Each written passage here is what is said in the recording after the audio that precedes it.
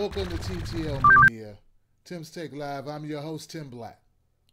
Just in, the Oklahoma Attorney General, Scott Pruitt, has agreed to a 180-day stay of execution for one convicted child rapist and killer, Charles Warner.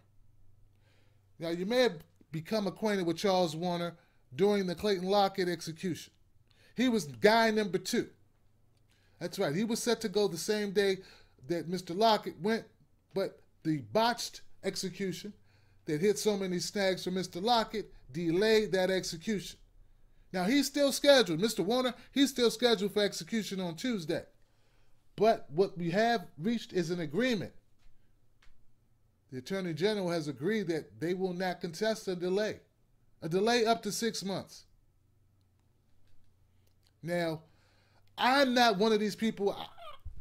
Look, I do not want to give you the impression that I'm here supporting a man who was convicted of. Let's say he's convicted of, because he says he's not guilty.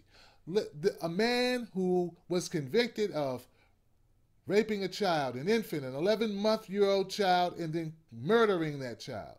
I'm not going to sit here and defend that. That is indefensible. You know what else is indefensible? Our justice system. If I and some random white guy committed a murder, in the same fashion, using the same weapon, both dispensing the same amount of pain and anguish to our victims, I would more than likely be executed for my crime than he would. So I have a problem with that. So I have a problem with agreeing to executions or being for the death penalty once I know facts like that. So it's not about me supporting a murderer. It's about me supporting justice.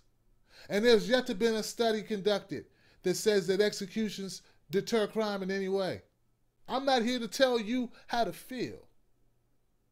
I'm not here to tell you to put yourselves in the shoes of that murdered child or the shoes of the parent of that murdered child. I'm not. I wouldn't dare do that. But what I'm saying is I wouldn't want that responsibility. DNA has proven that a lot of times we get it wrong. I don't want that weight on my shoulders. If someone murdered someone that I cared about, that I loved, of course I would want an eye for an eye. But you know what? That's why we don't have mob justice. That's why we don't do that in this country. That's why we shouldn't do it. Because that's bloodthirst. That's not justice. That's revenge. That is not justice. That's just something I can't live with. So that's the news. That's how I feel about it.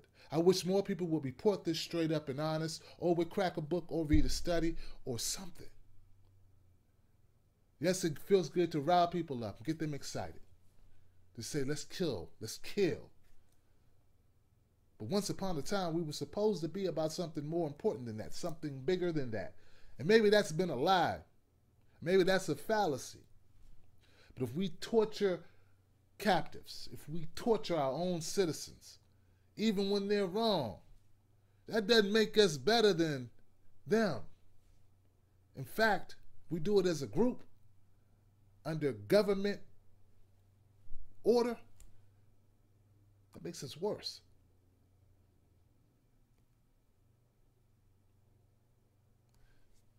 That's just how I see it.